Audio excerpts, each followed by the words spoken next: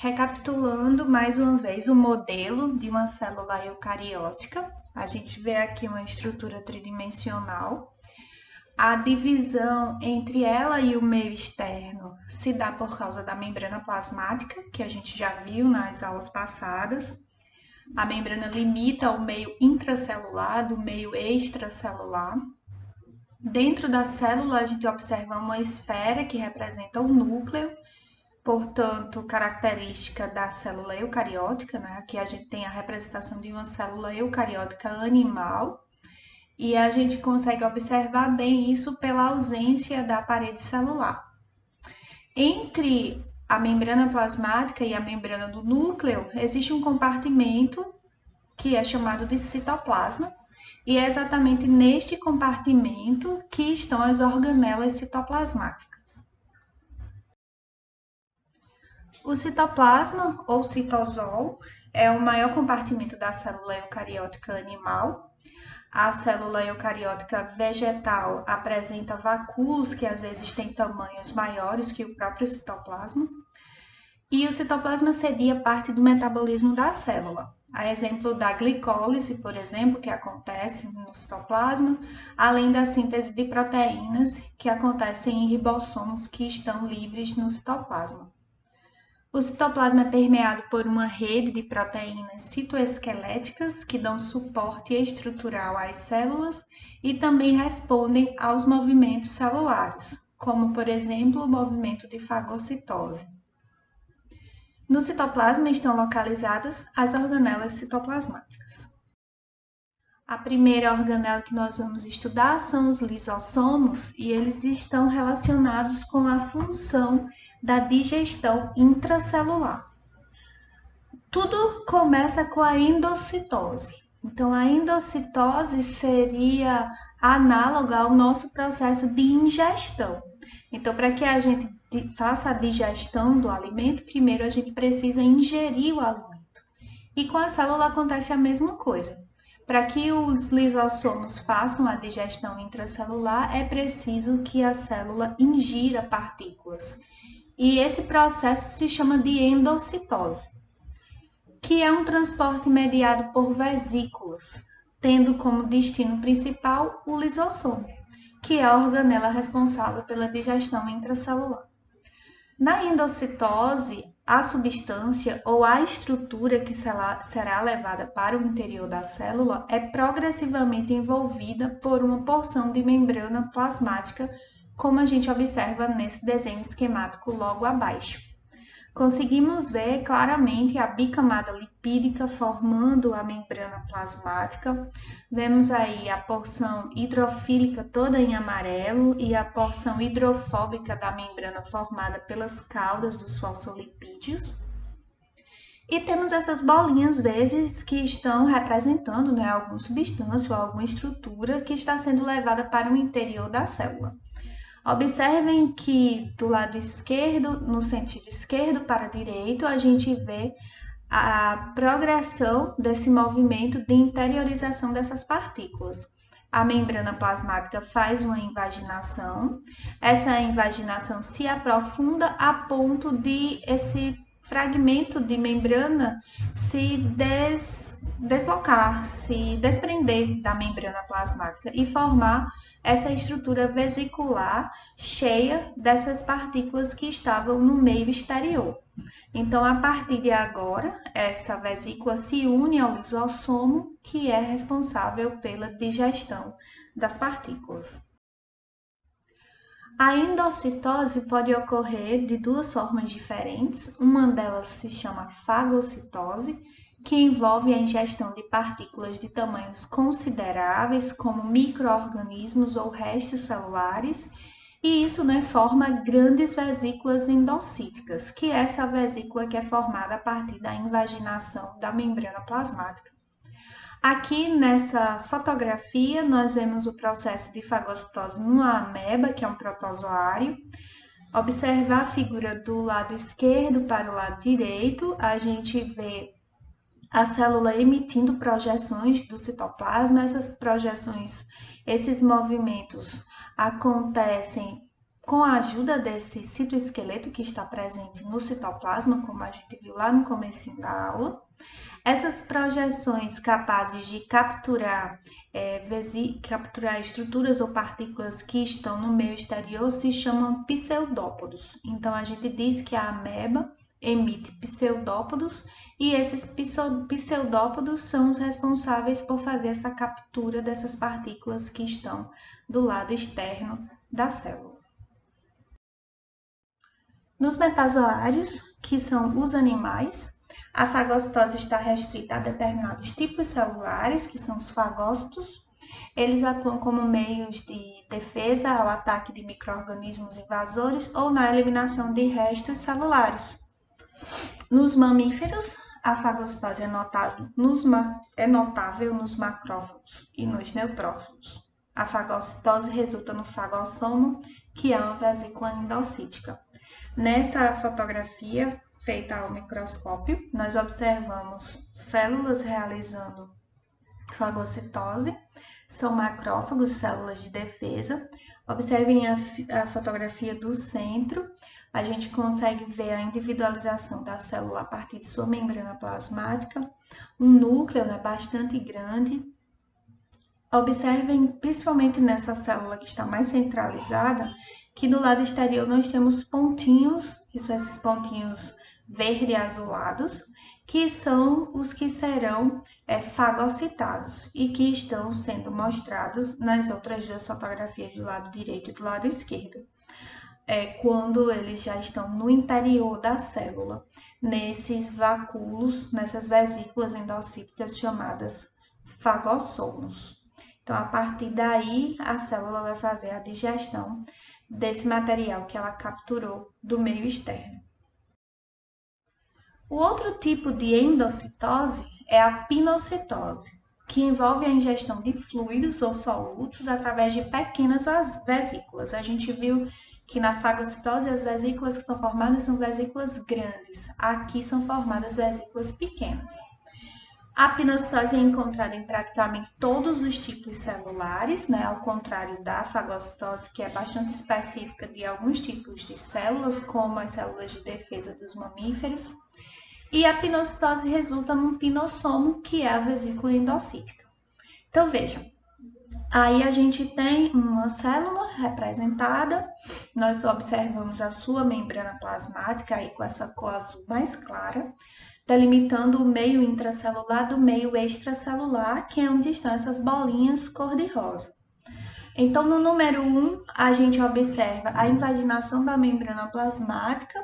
No número 2, as partículas já estão englobadas pela célula. E no número 3, a gente tem a formação do pinossomo, que é a vesícula endocítica. E essa vesícula endocítica vai agora se encontrar com o lisossomo para que seja feita a digestão dessa estrutura que foi englobada pela célula. Após a formação das vesículas endocíticas, que são o fagossomo, que é proveniente da fagocitose, ou o pinossomo, que é proveniente da pinocitose, elas fundem-se a compartimentos membranosos chamados lisossomos.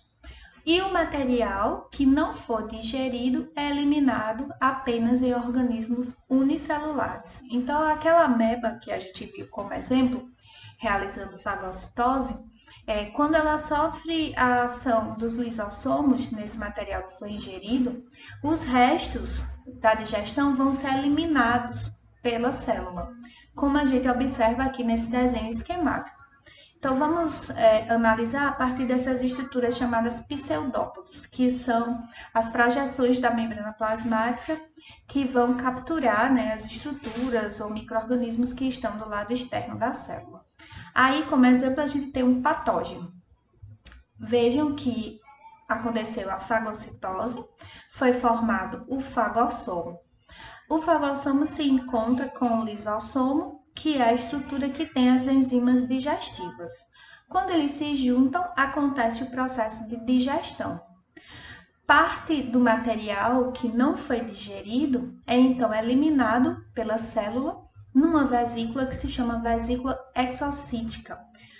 E essa vesícula que está aí eliminando esse material que não foi digerido, ela se funde à membrana plasmática, uma vez que a composição dela é uma composição de biomembrana. Então, a composição é igual à composição da membrana plasmática. As membranas biológicas, de uma maneira geral, vão ter a mesma composição: fosfolipídio, proteínas e, em alguns casos, né, os carboidratos.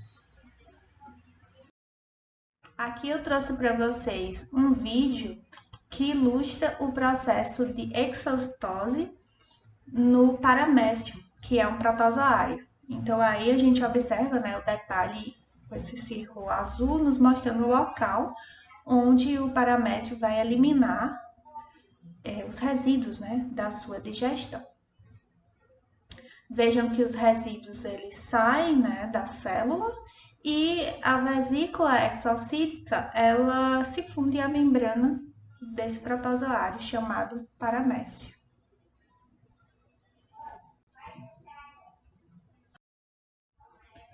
O lisossomo é uma organela esférica limitada por membrana, né, com conteúdo ácido.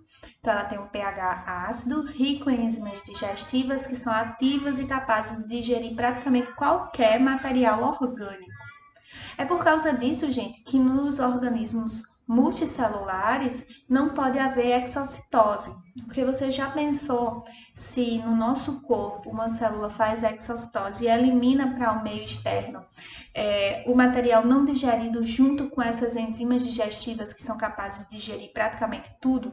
Então, o nosso organismo poderia ter lesões a partir dessas enzimas que não seriam bem-vindas. Então, é por isso que não acontece exocitose em organismos multicelulares, apenas nos organismos unicelulares. O lisossomo ele também pode agir de forma autofágica, ou seja, ele digere a própria célula onde ele está contido, um processo chamado de autofagia. Então, ele digere partes da própria célula para fins de renovação ou digere tecidos para fins de remodelação. Um exemplo clássico da atuação dos lisossomos de forma autofágica é a metamorfose do girino, onde a gente tem, né, a perda progressiva da cauda. Então, aí a gente tem alguns estágios da metamorfose, da esquerda para a direita, né? O girino apenas com a cauda, em seguida já com os membros posteriores, em seguida ele já lançando as projeções dos membros anteriores, que é onde ocorre também a redução da cauda, né? E a última etapa da metamorfose, ele forma os membros anteriores e reduz a cauda até chegar à forma que vai habitar o meio terrestre, que está aí representado, né, na figura do lado direito.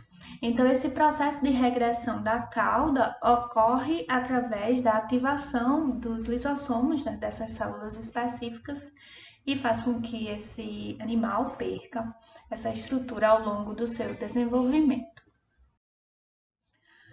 Vamos agora falar de outra organela citoplasmática chamada retículo endoplasmático.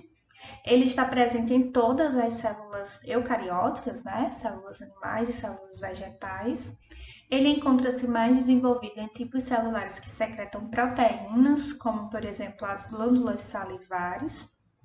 Ele é responsável pela síntese, compartimentação e transporte de moléculas, e daí a gente pode ter proteínas, enzimas e lipídios de membrana. E ele é dividido em dois tipos: o retículo endoplasmático rugoso ou granular, que possui ribossomos, então ele é local de síntese proteica, exatamente pelo fato de ele ter ribossomos, que é uma estrutura especializada na produção de proteínas. E a gente também tem o retículo endoplasmático liso ou não granuloso, que está relacionado à síntese de lipídios e colesterol, que são exatamente os lipídios de membrana. Vejam, o que faz o retículo endoplasmático ser rugoso é a presença dos ribossomos. Por isso que o retículo que não tem ribossomos é chamado de retículo liso. E, obviamente, né, pela presença dos ribossomos, o retículo rugoso acaba tendo uma função diferente do retículo liso. Vamos ver um pouquinho do retículo endoplasmático rugoso. A membrana do retículo é contínua à membrana externa do envelope nuclear, sendo caracterizada pela presença de ribossomos. Do lado esquerdo, a gente tem um desenho esquemático. A gente observa o núcleo da célula e aí não é o envoltório nuclear, que é a membrana nuclear. Se vocês observarem, o retículo endoplasmático vem em seguida, o retículo endoplasmático rugoso, e ele é contínuo ao núcleo. Então, essa é a posição do retículo endoplasmático rugoso em todas as células eucarióticas.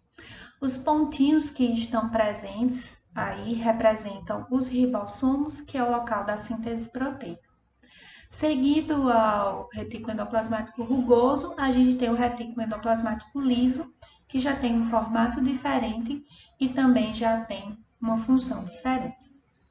Do lado direito, a gente tem uma fotomicrografia, então uma fotografia feita ao microscópio eletrônico. Nós observamos do lado esquerdo superior o núcleo e em seguida a gente observa o retículo endoplasmático rugoso com suas dobras e com os ribossomos. Já o retículo endoplasmático liso é responsável pela produção dos lipídios constituintes das biomembranas, então a gente tem aí os fosfolipídios sendo produzidos, o colesterol no caso das células animais, e ele vem logo após o retículo endoplasmático rugoso. E ele tem uma característica, um formato diferente, que é chamado de formato de cisternas. No lado direito, a gente tem uma fotografia feita ao microscópio. Nessa fotografia, nós conseguimos observar os dois tipos de retículo. O retículo endoplasmático rugoso está do lado direito e o retículo endoplasmático liso está do lado esquerdo. Nós observamos, né, que são bastante diferentes em termos de estrutura, de visualização. Uma outra organela muito importante é o complexo de Golgi, ou complexo golgiense, que é a forma que essa organela tem sido mais chamada recentemente. Ele está também bem próximo ao retículo endoplasmático, e inclusive eles têm funções, né, associadas. Ele é encontrado em praticamente todas as células eucarióticas. Ele é formado por um conjunto de cisternas achatadas e vesículas responsáveis pelo transporte de moléculas. Vemos aí esse desenho esquemático, observamos o núcleo, em seguida o retículo endoplasmático rugoso com os seus ribossomos, em seguida o retículo endoplasmático liso. Nós observamos estruturas mais ou menos esféricas chamadas de vesículas, que são formadas entre o retículo liso e o complexo de Golgi. O complexo de Golgi também forma várias vesículas. E nós temos aí a representação dos lisossomos, que são estruturas que estão associadas com o complexo de Golgi. As enzimas lisossomais, que são aquelas enzimas responsáveis pela digestão da matéria orgânica, são produzidas no complexo de Golgi. Em seguida, no desenho esquemático, a gente observa aí a membrana plasmática. O complexo de Golgi é uma estrutura polarizada, apresentando duas faces. A face cis, que é uma superfície convexa e o local responsável por receber as vesículas provenientes do retículo endoplasmático. Nela, as vesículas provenientes do retículo endoplasmático fundem sua membrana e liberam o seu conteúdo. Então, por exemplo, proteínas que estão vindo lá do retículo endoplasmático rugoso podem chegar até a face cis e se fundir a membrana do complexo de Golgi e despejar, digamos assim, os seus conteúdos provenientes do retículo. A face trans é a face côncava e é responsável por gerar vesículas que partem do complexo de Golgi para outras partes da célula. Inclusive, podem partir levando o material produzido, transportando esse material para a parte extracelular. Como a gente viu, o complexo de Golgi está muito relacionado à secreção. Então, ele pode levar esse material para fora da célula e ele cai, né, no espaço extracelular. E daí o organismo vai fazer o que for necessário com esse material que foi produzido. Entre essas duas faces cis e trans, tem as chamadas cisternas medianas ou mediais. Aqui a gente tem mais um desenho esquemático, onde a gente consegue observar isso. Vamos analisar essa figura de baixo para cima. Aí a gente consegue ver o retículo endoplasmático rugoso ou granuloso. Ele está emitindo vesículas, né? Essas vesículas chegam até o complexo de Golgi ou complexo golgiense e eles alcançam a face cis, que é a face que está voltada para o retículo endoplasmático. Então, essa face recebe essas vesículas que se fundem a ele. Muitas vezes, essas substâncias que chegam aí são proteínas que vão sofrer algum tipo de modificação dentro do complexo de Golgi. E elas são transportadas, né? Aí onde, por exemplo, nós temos as bolsas intermediárias, é a face intermédia entre as duas faces cis e trans. Quando chega na face trans, essas proteínas, por exemplo, que vieram do retículo endoplasmático rugoso, elas já estão prontas para serem levadas ao seu destino final. Nesse desenho esquemático especificamente, nós vemos aí vesículas de secreção, que estão se fundindo à membrana plasmática e liberando o conteúdo no meio extracelular. Então, podemos imaginar que esse conteúdo pode ser um hormônio que vai atuar em outro local, um local diferente de onde ele foi produzido. Então, o conceito de hormônio, né, diz que ele é produzido num determinado local e ele vai agir em outro local. E esse transporte, né, acontece via sistema circulatório. Então, se a gente imaginar aí um hormônio como exemplo, ele está saindo da célula a partir dessas vesículas de secreção e daí eles vão atuar onde for necessário, onde o organismo estiver solicitando a sua função.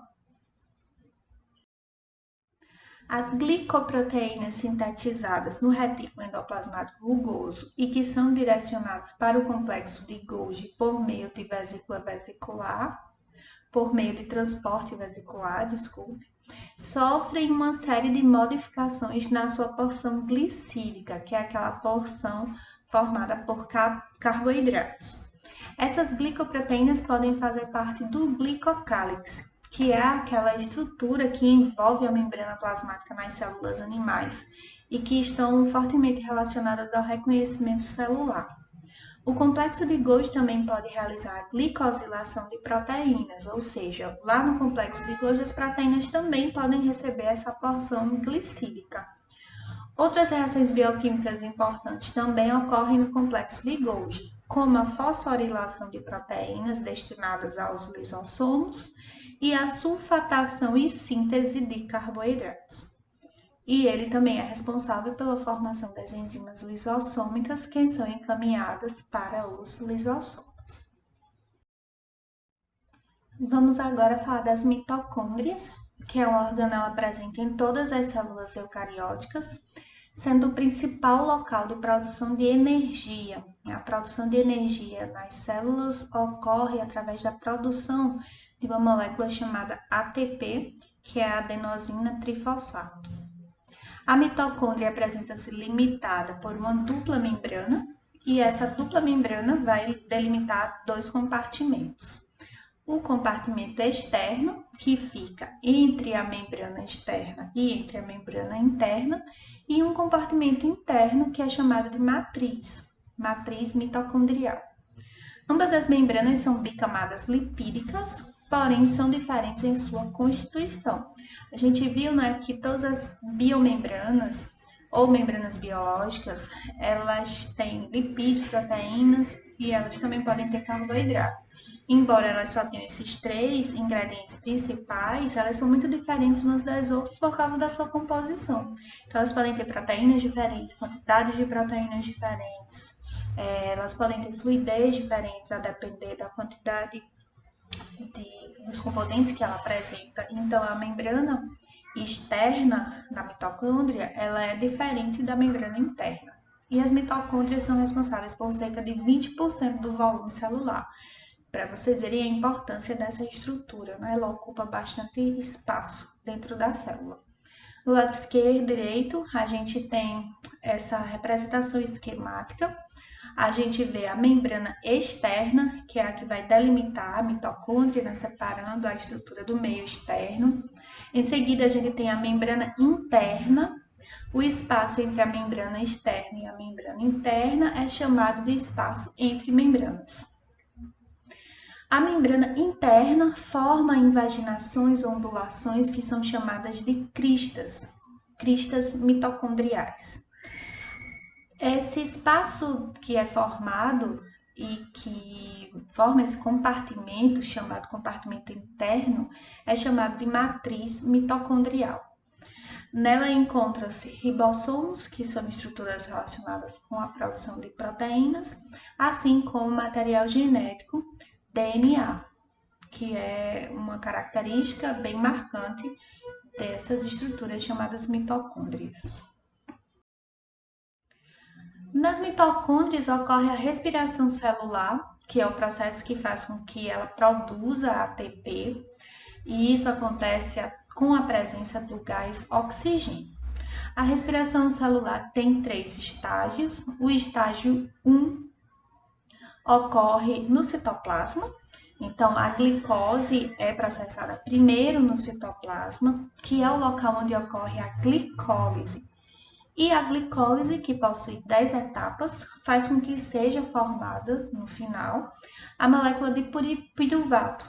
Então, cada molécula de glicose que foi processada na glicólise forma 2 moléculas de piruvato, tá? Então, o resultado da glicólise, 2 moléculas de piruvato.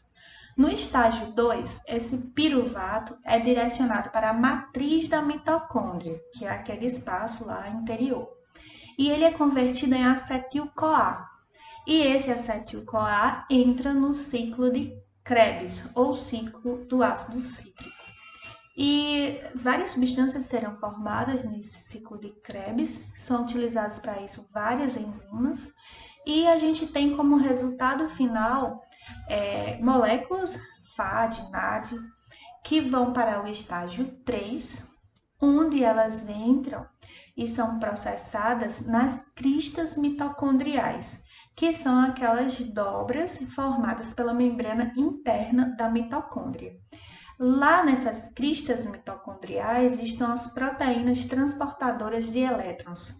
E essas moléculas que vieram do ciclo de Krebs vão para essas proteínas transportadoras de elétrons e vão produzir aí um resultado muito bom de ATPs. No final dessas 3 etapas, a célula obtém 38 moléculas de ATP. Então, cada glicose que a gente ingere na nossa alimentação produz 38 moléculas de ATP a partir desse processo que se inicia lá no citoplasma e que é finalizado na mitocôndria, e é um processo chamado respiração celular, que vocês vão ver com muitos detalhes quando vocês estudarem a disciplina de bioquímica. Aqui do lado esquerdo, o desenho esquemático da mitocôndria novamente. E do lado direito, a gente vê os 3 estágios da respiração celular. O estágio 1, produção do acetil-CoA a partir do piruvato, que é formado na glicólise. Então, vejam, a gente teve aí a glicose, que foi ingerida, passou pela glicólise, formou piruvato, e o piruvato forma acetil-CoA, que entra no ciclo de Krebs ou ciclo do ácido cítrico. Como vocês podem ver, né, é um monte de reação química aí formando um ciclo, e nessas reações químicas são liberadas moléculas que estão carregadas de elétrons, que são chamadas de NADH2 e FADH2, e essas moléculas que estão com esses elétrons vão despejar, transferir esses elétrons para a cadeia respiratória, onde eles vão ser transferidos entre uma molécula e outra de proteínas que estão presentes nas cristas mitocondriais e vão formar ATP. como vocês podem ver aí, né, no finalzinho da figura. Todo esse processo aqui vocês vão estudar mais para frente no curso de vocês, na disciplina de bioquímica. A teoria endossimbiótica tenta explicar como foi que surgiram as mitocôndrias. Então, ela diz que a mitocôndria teria se originado a partir de células eucarióticas que fagocitaram no organismo procarioto. Então, quem seria esse organismo procarioto? Seria uma bactéria, né, que é aquela célula mais simples, a célula procariótica, que só tem basicamente membrana plasmática, citoplasma, material genético disperso no citoplasma, né, não apresenta núcleo individualizado e também tem ribossomos. A célula eucariótica é essa célula complexa cheia de organelas que a gente vem estudando. Então, vejam, acredita-se que uma célula eucariótica pode ter fagocitado um organismo procarioto, ou seja, ter englobado, ter endocitado esse organismo para dentro de si. E esses procariotos seriam organismos aeróbicos, que utilizam o oxigênio para conversão energética a partir de substratos orgânicos. Se vocês observarem essa frase, vocês vão ver que isso daí é exatamente o que a mitocôndria faz. Ela pega um substrato orgânico, que é a glicose, e utiliza oxigênio para obter energia a partir dele. A simbiose entre essas duas células, né, a célula eucariótica, que é a hospedeira, e a célula procariótica, teria proporcionado à célula eucariótica um incremento na disponibilidade de ATP para a realização das suas atividades fisiológicas, uma vez que a bactéria produzia ATP e a célula eucariótica utilizava, enquanto que a célula procariótica, que é a bactéria, recebia proteção, já que ela estava dentro da célula eucariótica. Essa teoria postula que os procariotos teriam passado a viver no citoplasma dos eucariotos, tornando-se aos poucos dependentes metabolicamente da célula hospedeira. Então, nesse ponto específico, onde há dependência, a gente não tem mais, né, uma relação simbiótica, que é o que a gente vê hoje em dia, né? A mitocôndria, ela tem DNA, ela tem ribossomos, ela tem todas essas estruturas, mas ela não é independente. Ela depende da célula como um todo para se tornar funcional. Aqui nesse esqueminha está representado o que eu falei para vocês. Então, a gente tem aí uma célula ancestral eucariótica, a gente tem o núcleo, né, que é característico da célula eucariótica. Em seguida, a gente tem as membranas internas próximas ao núcleo. Aí, provavelmente, nós teríamos o início do retículo endoplasmático rugoso, liso, complexo de Golgi. Se vocês observarem do lado externo, a gente tem uma bactéria, né, que é essa célula procariótica, que foi fagocitada pela célula eucariótica, como a gente consegue ver aí na segunda e na terceira figuras. Só que essas bactérias, elas foram fagocitadas e conseguiram sobreviver dentro da célula eucariótica e estabeleceram uma relação simbiótica, onde a célula eucariótica usava o ATP produzido pela célula procariótica e a célula procariótica tinha proteção uma vez que ela estava dentro da célula eucariótica. Com o passar do tempo, foi observado que essa dependência ficou muito forte da célula procariótica, então ela não tinha mais como viver independentemente. E daí, né, a gente teve, com muito tempo de evolução, a formação dessa estrutura chamada mitocôndria. Para finalizar, nós vamos ver os cloroplastos, que estão presentes nas células vegetais e é local onde ocorre a fotossíntese. Eles contêm pigmentos, a exemplo da clorofila e dos carotenoides, e eles apresentam duas membranas, uma membrana externa e uma membrana interna, que envolve uma matriz denominada estroma, que é o local onde ocorrem as reações de fixação do CO2, chamado de ciclo de Calvin. É a sequência de reações que faz com que o CO2 seja fixado. Aqui nós temos a representação esquemática da estrutura, vemos a membrana externa e vemos também a membrana interna.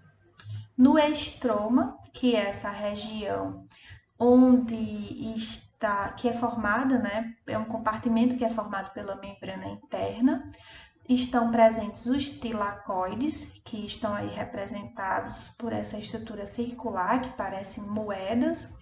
Nesses tilacoides ocorre a absorção de luz e a produção de ATP. Como vocês podem observar, os tilacoides eles ficam empilhados e formam estruturas chamadas grano. E cada grano, né, é formado pelo empilhamento de vários tilacoides. Nesses tilacoides, vocês observam o lúmen, que é uma estrutura, na verdade é um espaço que existe dentro do tilacoide. Então, essa daqui é a estrutura do cloroplasto. Membrana externa, membrana interna, que delimita um compartimento chamado estroma, onde estão os tilacoides, que são empilhados formando os grânulos. Observem que existe um espaço intermembrana, que é o espaço entre a membrana externa e a membrana interna. Também existe uma teoria para explicar a origem dos cloroplásticos, que também é uma teoria chamada de teoria endossimbiótica. Acredita-se que após a formação das mitocôndrias, houve uma simbiose entre uma célula eucariótica, que é a hospedeira, com uma bactéria fotossintetizante, que é provavelmente uma cianobactéria. Após grandes períodos de evolução, teriam surgido os cloroplastos. Nessa figura, a gente vê ao mesmo tempo a teoria endossimbiótica para a mitocôndria e para a cianobactéria.